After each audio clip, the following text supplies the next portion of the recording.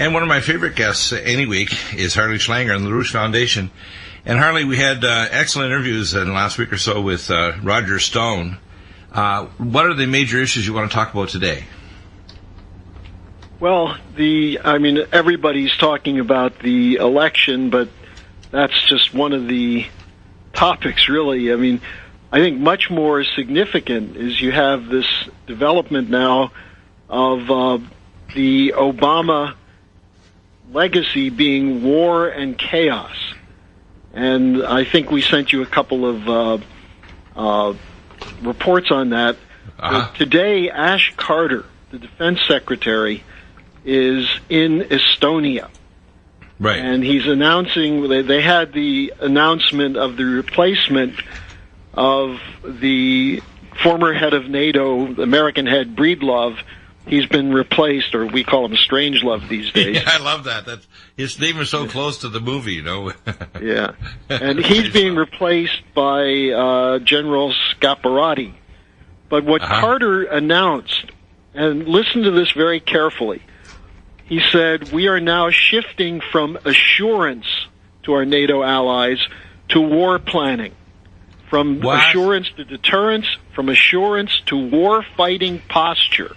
Wow. And they go on to say, we don't really want this. Moscow pushed this on us, so therefore we have to stand strong. We're now going to put 4,000 additional troops in the countries like Latvia, Estonia, and Lithuania. Now, first of all, the Russians aren't threatening these countries. But why is it that we feel the need to put these troops on the border with Russia? Yeah. Now, here's the other thing that's interesting about this. Breedlove, who has been very much of a promoter of war, has now changed his view now that he's leaving. And he was asked in an interview with the Wall Street Journal, couldn't we have handled Russia differently? And he said, well, yes. Russian response is understandable. He said that from a Russian standpoint, the wall came down, and there was a restructuring and a rewriting of the rules. Now, this is Breedlove. He said it's important to understand what the Russian view is. Russia does not accept and does not care for the way the rules were rewritten at a time when they were in a weakened position. However, they're not interested in breaking those rules. They're interested in rewriting them. And so we have to see them as an equal on the world stage. Now, that's very different from what Obama has been saying and what Breedlove has been saying.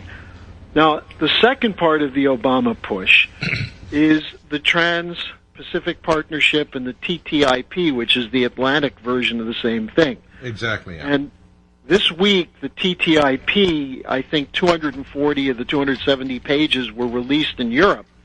And there's a huge outcry against it in Europe, because what it essentially says is all the European laws against hormones in meat and GMOs and things of that sort are going to be thrown out the window by this agreement.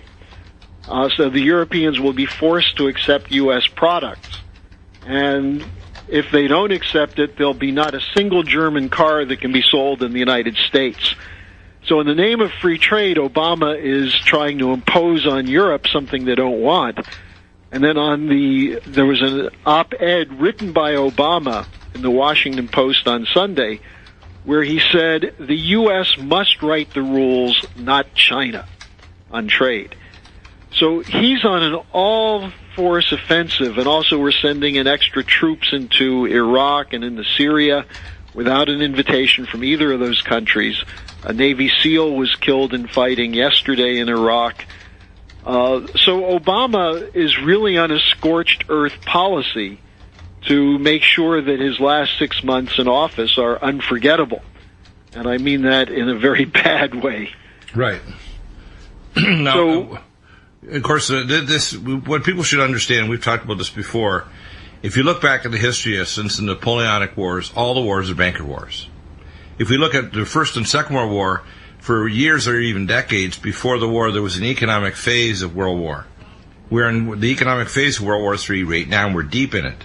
We're in the proxy war phase, we're in the economic phase, and the saber rattling, and now the declaration by the IMF during the Paris bombings that China has a secondary currency, a reserve currency in the yuan. On the 19th, which is the first day of Beltane, or the feast of Baal, this last month, they actually declared that the yuan backed by gold is now a non-exchangeable with the U.S. dollar, the Federal Reserve note. So we're getting into a different stage when the Chinese are complaining about us flying B-52 bombers over the Spratly Islands, when the Chinese block the Stennis arriving at Hong Kong Harbor. Things are starting to amp up a bit, aren't they? Well, of course they are. And this is the intent. You see, I would characterize the situation in the following way. The empire is crumbling. Obama just did a tour of the empire. He went to Saudi Arabia, which is a major part of this empire. Then he went and met with the Queen.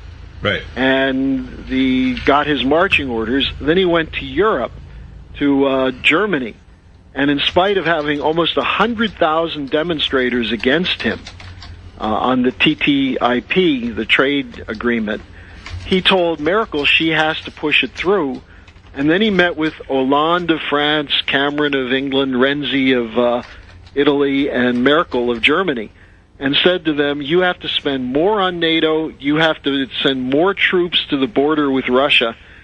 And I think with this in focus, the Obama push for trade agreements, for war, for more spending on NATO, you have to look from that standpoint at what happened last night in Indiana, right, where Sanders running against Clinton on two basic issues, trade policy and the Iraq war, beat her. Right. And Trump finished off his Republican opponents. And again, what was the main thing he was talking about? Trade issues and the stupidity of the Iraq war and the continued threats against Russia and China. So the American people are ready for a change.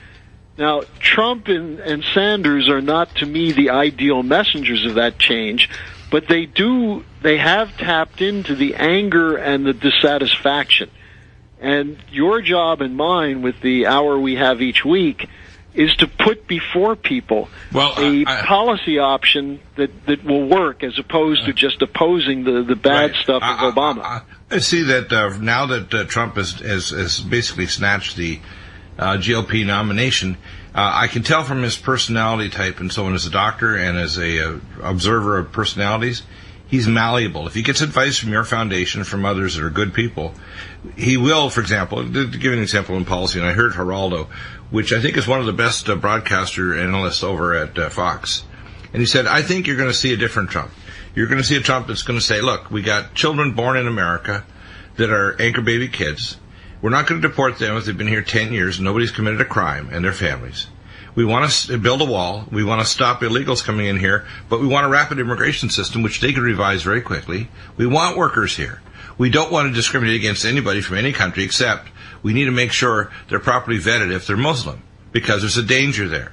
Most of the Muslims in America want to change the whole status of Islam worldwide. We're seeing happening in Islam what happened in the Catholic Church in the Middle Ages. And what we need to do is we need an agent of change to revise that. Now, we're going to have on the third hour Bill Warner. The current way Islam is spreading around the world with the aid of the globalists, because they are collaborating to radicalize it. That's why I refer to London as Londonistan. Well, and Bill, let me just interrupt for one important point on this in a way of an update. Yeah. Because we were talking last week about the furor that's finally come out on the 28 pages. And then Obama, under pressure, said, okay, we'll review them and we'll probably release something within a month or two. On Sunday, John Brennan was on Meet the Press, and he said, we're not going to release them because there's nothing in it and there's no reason to. And on the same day, Robert Mueller, the former FBI director, who was FBI director, was appointed, took office 7 days before 9/11, right, and has run the cover-up ever since. Mueller said the same thing. There's no evidence of the Saudis, and we're not going to look into it. Now, while Brennan was on Meet the Press saying that, the New York Post ran a story of the CIA reporting 3 weeks after 9/11, saying that there's incontrovertible evidence of Saudi involvement in terrorism cells in the United States. Of course. So here's Brennan, who's now CIA director. At the time, he was CIA station chief in Riyadh, covering up for the Saudis. Now, the FBI is also covering up, as in the case of Mueller, but here's something even more astounding that I learned after our show last week. Right. Louis Freeh, who was the FBI director before Mueller, that is, he left in June 2001. In 2008, Louis Freeh became the attorney for Prince Bandar bin Sultan, who was the ambassador to the United States. And what was the case he was involved with Bandar for? The charge is that Bandar was getting money laundered to him through this Al-Yamama deal, which was the deal that the Saudis worked out with the Brits to give free oil to the British that would then be turned around to allow the Saudis to buy arms in Britain to give to jihadists. Right. This was a Tony Blair, Bandar bin Sultan operation. And Louis Freeh, the former FBI director, was brought in to make sure it got covered up. Of course. So here we have the CIA and the FBI caught in a cover-up, and then Monday, when Josh Earnest, Obama's spokesman, was asked, well, you said last week you were going to release the papers. Now Brennan's saying they're not going to be released. And Earnest said there's no reason to release them because there's nothing in them. And then he was asked, has Obama read the papers? And Earnest said, I don't think he's read them. Now, can you imagine the president promised in the 2008 campaign to the family members of the 9/11 victims that he would read the papers and make sure they were declassified. Here we are nearly 8 years later, and his spokesman is saying he hasn't even read them, but there's nothing in them, and therefore we're not going to release them. Yeah. This is treason. Well, let's expand a little further. I've given whistleblower evidence that our CIA, the FBI, and the Department of Injustice, collaborating with our cartels in Mexico and South America and elsewhere, are shipping in the drugs. Without the CIA collaboration with Israeli Mossad nuclear agents to demolish the World Trade Center with micro-nukes and RDX, without collaboration with the Saudis to have pilots do false flying. By the way, Roger Stone mentioned this in his book, that Jeb Bush was fully aware of these pilots doing training down in southern Florida. And that, in fact, they were fully aware that these pilots couldn't fly these jets. In fact, I was an exit examiner and civil aviation examiner for the Air Force Academy Top Gun pilots for years. So I want to tell people this. It's not possible to fly those jets, even if you're a Top Gun pilot flying for 30 years. What had happened there is many of those so-called pilots listed in the actual death roll from the American Airlines were still flying years later for Moroccan Airlines and for other Middle Eastern countries. So you have to understand the Saudis were just, I call a trigger finger. They're just contract employees like the Mossad working under the CIA to do the demolition of 9/11. They were in direct collaboration with a port authority in New York, and Mr. Silverstein said, pull it to Building 7. Remember that? And Neil Bush was I think it was Neil Bush or Marvin Bush. Marvin Bush was the security officer for the building, and his last day of work on contract was 9/11. Also, $2.3 trillion, Dov Zakheim, who the comptroller of the Pentagon, had it in the same sector of the building hit by the missile. And it wasn't a jet. Morons would think it was hit by a jet. There were no jet parts in the area. And I know that if it was hit by a jet, you'd see lots of giant engines and other parts. It wasn't. It was a missile. The ground effect would not allow it to even go that close to the ground at that velocity. So, anomaly after anomaly, and this is the reason why we're heading toward another major catastrophe. And I've warned this before, and I'm going to warn it again. I was the exit examiner of the Alpha Primera Special Op team, and I found it was a false flag. I got fired in death threats for it. So this is not open to anybody's GD opinion. Number two, I presented the evidence in 2007 with the U.S. Geological that proved it was a nuclear demolition. It wasn't a directed energy weapon, as some morons out there try to say, and it wasn't a natural falling of building from burning drapes and carpets.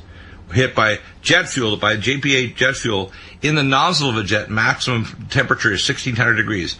You need 3,000 degrees to melt steel, and if you don't deliver so many terajoules in picoseconds, the giant girder is covered with 2.5 inches of asbestos. You can't convert it to a nanoparticle vapor, okay? 1/3 of the mass of the building wasn't even in the debris pile. So the next event, which I think is going to happen before Obama leaves office, is a major ISIS-type terrorism so they can get a bipartisan domestic security bill and either preempt the elections or delay them, because they don't want the 28 pages. When he went curtsying to King Solomon last week, he basically guaranteed we're not going to release it because we don't want anybody to ask more questions, not only about Saudi involvement, but how about CIA Academy involvement, training ISIS at this town north of Jordan? And that's the point, because at the same time now, Obama is gearing up a so-called Plan B, which is CIA training of the so-called moderate rebels, and it's been exposed in the last days by both the Russians and also by the UN. Right. The so-called moderate rebels in Syria are working under the flag of Al-Qaeda. Of course they are. So the U.S. is arming Al-Qaeda directly, as we have been since at least the Afghan war in the 1980s. They've been calling it a moderate group, and it's a pipeline for armaments to ISIS and Al-Qaeda and ISIL. This guy, Obama, criticizes these guys, both the Sunni and the Shiite so-called terrorists, and on the other hand, arms them to the teeth. It's just sickening. Well, and now he's taking credit for the victories that the Syrian army has basically made, and also the Kurds and the Iranians have made, and the Shiites have made against ISIS in Iraq. Obama's trying to take credit for that. Well, and the thing is that 60 Minutes had an expose a month ago that showed we won't even integrate our air cover for Shiite militia that are Iraqis, along with Iranian Shiites that are defeating ISIS, because only 15% of the so-called targeting is certified because they have to be with the Iraqi government. And the Iraqi government said, why don't you collaborate with these guys? And the American Air Force, under the orders of Obama, will not collaborate with proper air power. That's how disgusting this is. Well, and that's why you're seeing a rejection of the establishment now, because the establishment went with Bush, went with Obama, now it's planning on going with Hillary. And the American people have seen enough of this. But again, as I was saying earlier, it's essential that the American people know what the options are, what the alternatives are. Otherwise, we'll get snookered again. Well, here's what I see happening this year. Now that Trump has actually snatched the nomination, and I talked about this with Roger, but he wouldn't discuss it much. Personal security of Donald Trump is important. We don't want to see a JFK moment. The next thing is when he gets in there, and people don't realize, and Fox News, Geraldo Rivera said this, he's not going to deport 12, all these kids that were born in America, because it's not a decision for the president, it's a decision for the Supreme Court and all the other anchor people that arrived here, including from China, by the way, that end up in Chino, California, delivering their babies. Because you have to understand this, if you're a member in China, your first child actually gets citizenship, even though they get rid of the two-China policy. People don't know this about what's going on in China. The second child can be born because they won't abort the mother or sterilize her, but she has to leave, and most of them that are wealthy enough will come to America, get American citizenship because their baby's born here, and then they fly back to China. If they try to have a third child, they will pursue the woman and even abort her right up to the moment of birth, and even if it sterilizes her or kills her. That's what they're doing in China. It's so disgusting, it's ridiculous. But what's happening is the Supreme Court is not going to revoke the anchor baby issue. So it's not even an issue that Trump could even discuss. But we do need to stop, number one, people that had, say, 2 terms of service for coming from Nicaragua or some other country, and they get American citizenship, but now they're working for a drug cartel inside the United States, or they've done criminal actions, or they've been a felon. They need to be deported, not just across the border, so they're going to come back across like Kate's Law. They need to be sent to a prison in their country of origin. And we do need a wall, but that's not going to stop the drugs unless we stop the CIA and the FBI and the Department of Injustice selling $2 trillion of drugs and poisoning the inner city of the United States to build underground cities for the global elite with their Willy Wonka chocolate factory ticket to their hotels underground. That's what's going on. Well, we're hitting on some really important issues here. I think you're going to see the chameleon of Donald Trump, under the proper direction of people like Roger Stone, the Roos Foundation, people like myself and many others, are going to provide policies that are going to allow Trump to moderate his approach, for example. So yes, we don't kick out the anchor baby people that are here. We do tighten their borders. We do have a tighter immigration policy that has validation so people don't come here that are potential terrorists. And also deal with people that got citizenship but they're doing criminal and felonious activities in the United States, and they need to have their citizenship revoked and shipped to a prison of their country of origin. Those are simple things that need to be done. We also need to start looking inside of what's going on. It's a great thing that he's sort of the maker of the deal, that you want to obviate and get rid of these TPP and TTIP, which, of course, Hitler, Rotten, R-O-T-T-E, and Clinton wants to validate. This is disgusting, and maybe you can pick up on some of these points, because the White House is involved in collaborating with globalism that will destroy America and set the world on a pathway toward thermonuclear destruction. It's just crazy what's going on, because the British Empire is basically saying, we're going to be king of the hill or we're going to blow up the hill. I think the important thing from my standpoint and from Mr. LaRouche's standpoint is that it's now pretty clear to people that Obama has been a traitor and that the American people are reacting against that. Our job is to inspire the American people to start thinking they can do what they otherwise think is impossible. And here's where we really should focus our efforts, because you can present these ideas in an effective way, and people have to hear that it's not impossible to change the country in a positive way.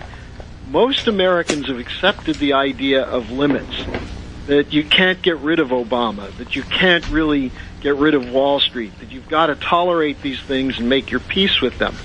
Now, if we do that, if we try to make our peace with these kinds of policies, we will end up with what you and I have just been discussing: war, chaos, disaster, minimally a total global depression.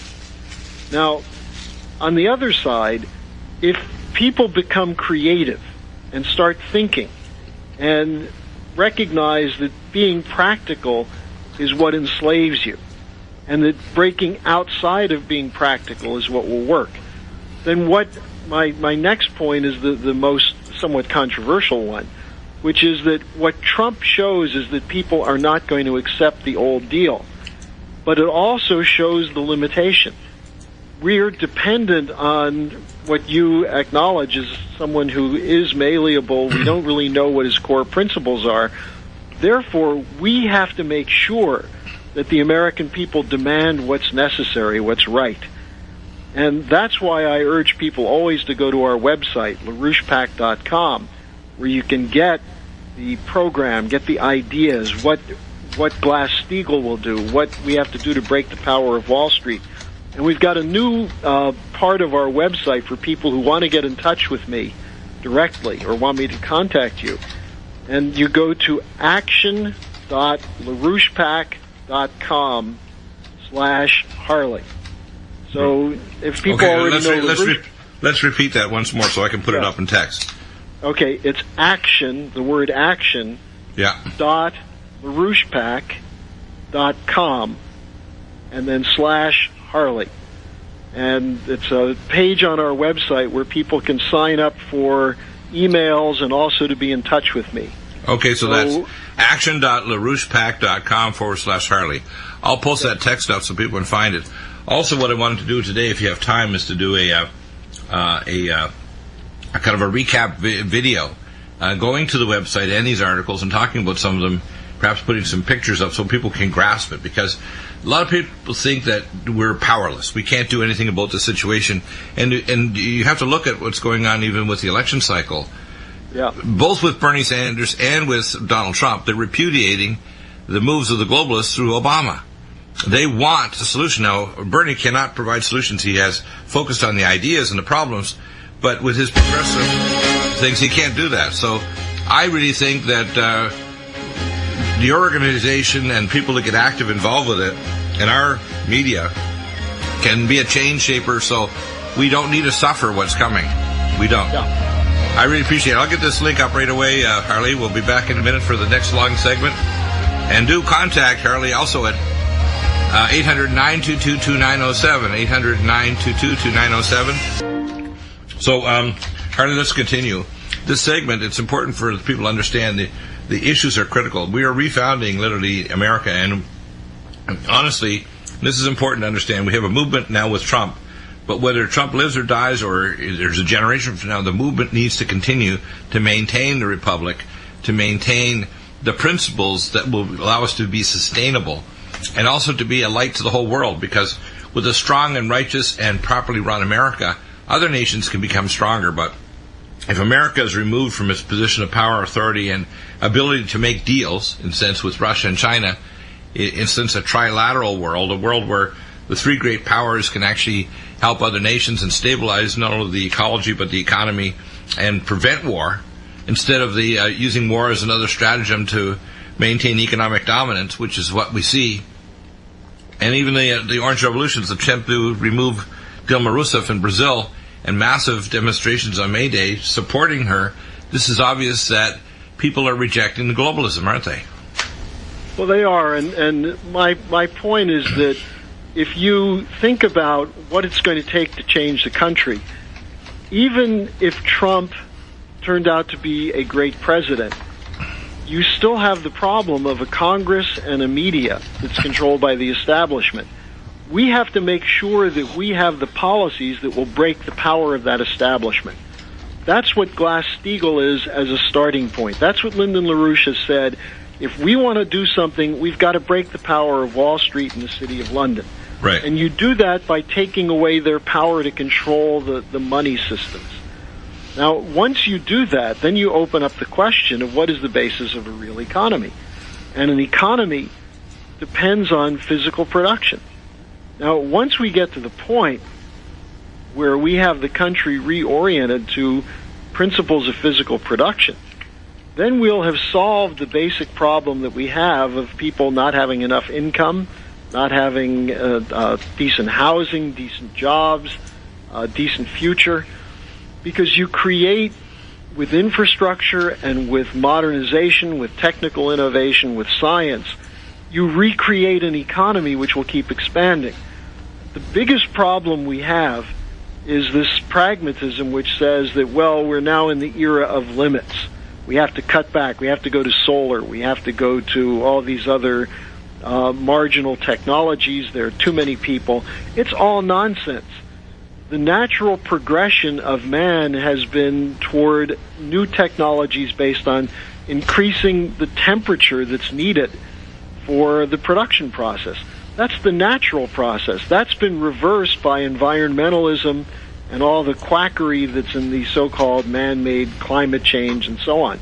Right. So if people begin to get a sense of real science, you know, there used to be a time where the Europeans saw in America an excitement about science in the population. And you know this, Bill, you were just talking about this on the break, the question of being a techie. Well, the most popular magazines were Popular Science, and science fiction was about improved future, not about monsters coming to eat us. Right. You know, the world has changed dramatically in the last 30 to 40 years, mostly for the worse in the West. Now, the other side of this is that, you know Keisha Rogers, the former Democratic congressional candidate who won 2 primaries here in Texas. She's been doing a speaking tour on the question of space, and she pointed out something interesting in an article she wrote today. Right. Russia and China both celebrate Space Day. And right. What they celebrate is not just Yuri Gagarin doing the first orbiting of the Earth or the first Chinese astronauts, but the idea of nations looking into the future, looking into the cosmos and trying to figure out how can we learn more about this universe that we live in. We don't have anything like that in the United States. You know, tomorrow is, I think, the 60th or 65th anniversary of Alan Shepard doing the first manned space flight in the United States. You remember he just went up and down? Right. But they were afraid it wouldn't work. There's no celebration of that.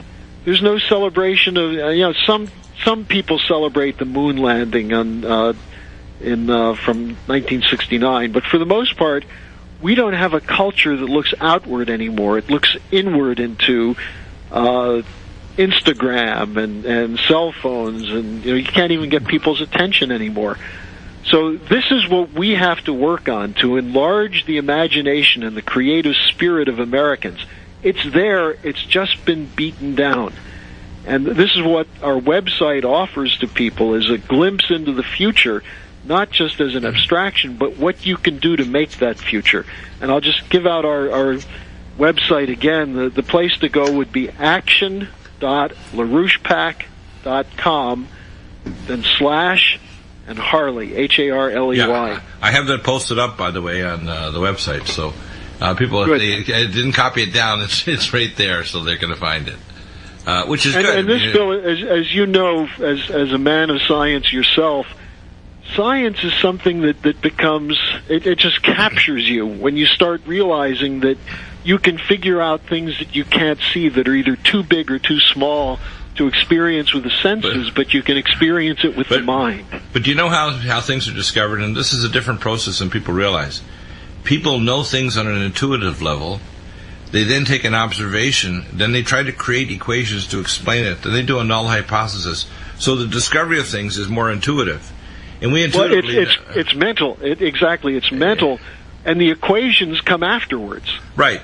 The point is the equations come after to describe something we already observed, because we intuit something. Now, we intuitively know... Nobody ever discovered anything because of a formula. Right. Now, here's the point. The point is, we intuitively know that we are an element of what I call a negotropic element in time and space throughout the galaxy. That means that we are an organizing force to bring order out of the chaos of our current entropic world. Right. And that is a very important principle that LaRouche has said repeatedly. Now, and that's unique to man. No animal, no other being can do it. Only man can do that. Yeah, we are literally co-creators of our own future. Now, we can co-create it as wrong. For example, I talked to Dr. Ron Klatz about his 3 years ago travel to the World Economic Forum. And the forum was taken over by a bunch of wonks that wanted to literally push transhumanism and downgrade and completely say, actually, we should make it illegal to do life extension or anti-aging. And that was actually removed from the World Economic Forum final documents because Ron Klatz, who I just talked to this morning, says, I will use my last dollar to expose you guys as trying to get rid of this. Now, they did a study back in Poland after the fall of the Soviet Union, and they wanted to get rid of smoking cessation because they figured it would lengthen the lifespan of the population. And when they did their actuarial studies, they realized it would extend the lifespan 4 years, and they realized with the economy, they couldn't afford to have people live 4 years longer. With their here's a joke that was told by the former finance minister of Austria. She was asked, how successful is your anti-smoking campaign? And is it money well spent? And she said, no, because it's extending people's lives and we can't afford to pay the pension funds. Exactly. She was joking. But you see, here's the point. The same principles by which you come up with the understanding of how the body works and how the mind works give you an ability to reorganize and recreate an economy that can sustain people at a constantly higher standard of living. For example, one of the things that I hear, and this is a dialogue even with Trump, is somehow we need to bring manufacturing back, which I agree we need to, so we don't just have a, quote, service economy. But let's look at the reality here. We're moving toward things that are going to replace the cell phone, so eventually you'll have cell phone glasses and virtual reality where you can see things and move them around. You won't have big clunky things on your eyes that make you look like you have a TV set in your head. But we're also moving toward the idea that much of our production is going to move to robotics and AI. In the next 10 years, the revolution is going to change the nature of what an economy is. And you know what this requires? It requires real education. Right. It also requires a change in the attitude toward what is an economy, what is the requirements of the state, how can we have separate nations, but also build up stronger people in their other nations without destroying our nation, or without what we call, central controlled economy, which has basically never worked through the Soviet Union or China. And a central controlled economy or a total free trade economy are prescriptions for disaster. Exactly. One of the other points, Bill, is that we're still going to need people to produce food, or we're going to need food being produced. We're going to need transportation. We're going to need massive infrastructure. And this is where the jobs of the future will be. And they'll be decent paying jobs. And they'll be jobs that are not make work, but actually produce something. Yeah. And this is why LaRouche's emphasis has always been on physical economy. Right. A money system is the invention of people who wish to enslave you. Exactly. Now, let me explain what they've done in China. When the economy started to crash in 2008, what the Chinese did is take, I think, was it $500 billion right off the bat and invested in things like high-speed rail and infrastructure and other things. Better airports. What we did was bail out the banks. So now the banks are so bloated, the 6 big banks are 40% bigger than they were before the disaster. We didn't just bail them out. We continued to give them 0% interest loans, which they used to buy their own stock. Right. And they loaned to their blue-chip corporations to buy their own stock, so we have a stock market. So it's a virtual economy. Yeah, it's a virtual economy, not a real economy. Now, here's what I envision America, and China's already grasped this. 3.5 years ago, they announced they're going to put 3,500 of their top nuclear engineer scientists to mine helium-3 from the moon with their own project to create tokamak fusion reactors. I've stated for almost 7 years how to build a tokamak reactor because I know from classified access. The Chinese have just come out and said it. They're not going to mess around with Tier 1 science, which we hide. For example, they take the Bombardier train system, which is the best high-speed rail, advance it within a few years, make it 75 kilometers an hour faster, repatent it, and they're building them all over China. It's ridiculous what we're doing here. We should have high-speed rail. We should have recycling tubes underneath the underground. We should have high-speed recycling right down to atomic smashers, so nothing goes into a waste or a dump. Everything is completely recycled right down to the molecules. We should never have pollution when we generate energy, and we should have parks everywhere. And people should not have to, when they go to a city, be worried about a car accident. So when they should have either not only driverless vehicles, but we should have a way of parking and getting high-speed rail. Look, even Disney Corporation saw this back 60, 70 years ago, of building monorails. We need transportation that can be quickly to a university, their place of work, with safety, and we can do this. This is the world that's coming. Education. For example, I talked about healthcare. Besides the 7-point plan of Trump, I said we need to get rid of state licensing authority, malpractice, and go to mediation. Allow people to train laterally online and then go to special centers of excellence for surgery and other training. So an EMT can become a neurosurgeon, and a nurse practitioner can become an internist, or a massage therapist can become an obstetrician. The thing is, the way we have restricted people in terms of education, whether it's going into engineering or anything, we don't realize, for example, my son is studying engineering, electrical engineering, the first year at the University of Arizona, which is the first and only university in America that has a full online course for electrical engineering. And he's going to transfer later on, but he can actually take his engineering degree in electrical engineering and just go to the laboratory locally here at UCSD to do lab experiments. So what people should understand is there's a revolution in every aspect of life.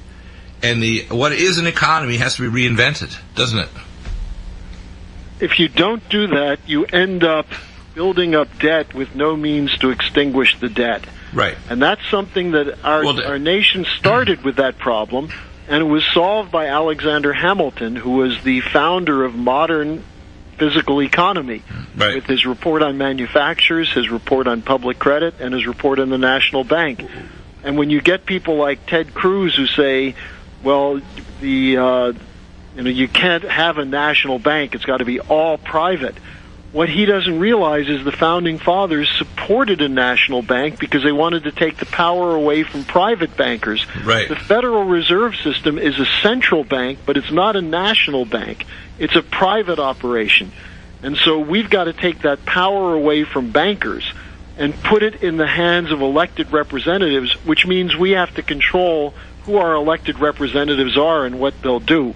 And that brings us back to the point you and I have been discussing all afternoon so far, which is the American people have to seize the future for themselves and their children and grandchildren, and not leave it to professional politicians, not leave it to the media, but make it a subject of discussion of the population. Right, and we're transitioning from being an Earth-based civilization to a solar and galactic civilization over the next 1,000 years. And we have to have a plan to do that.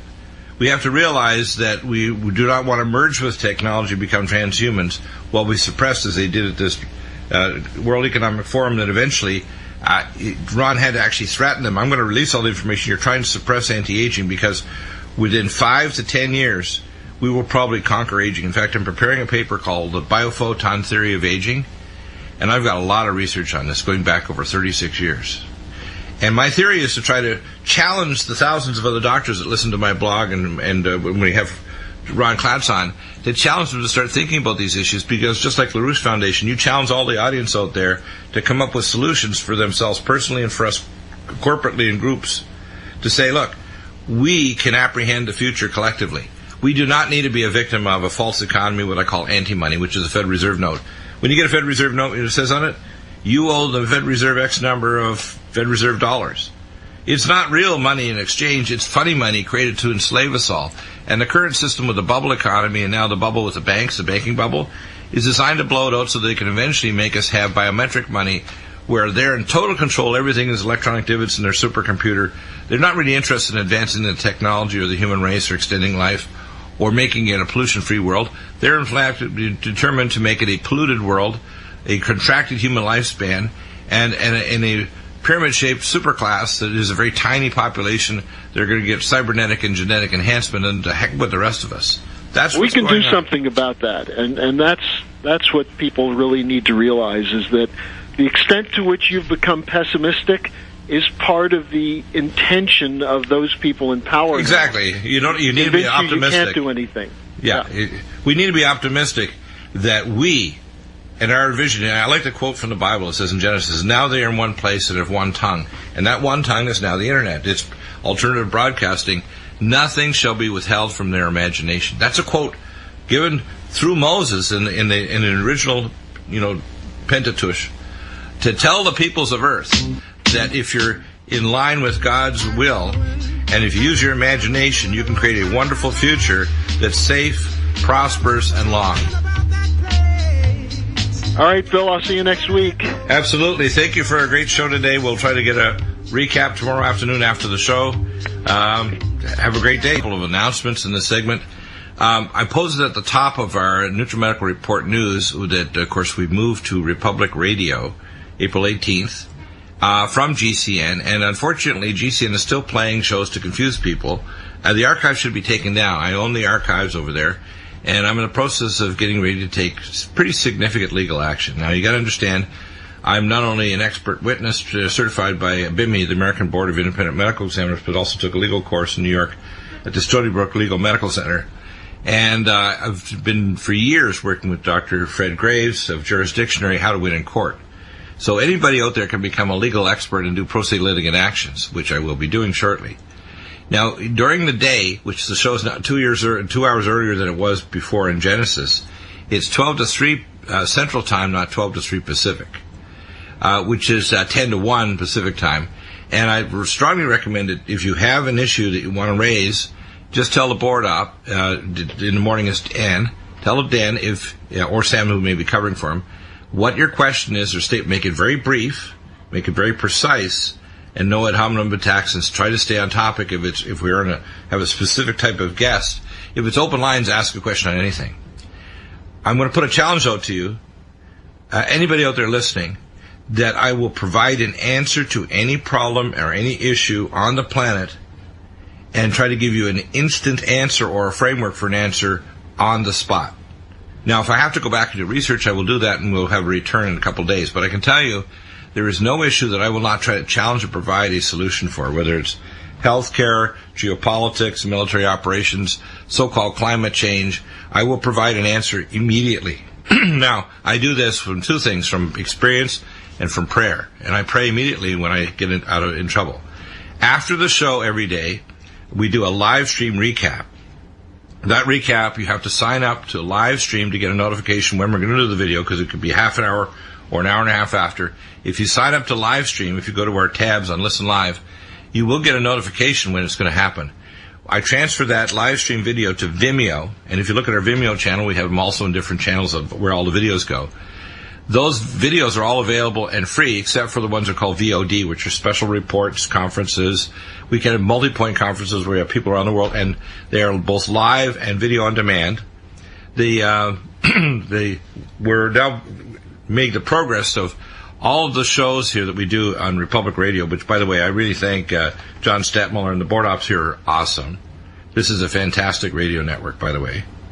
Not Radio Prison like over at Genesis, where it was deteriorating for a number of years and there was no collegiality. The the show, you want to call in during the show from 12 to 3 at 800-313-9443.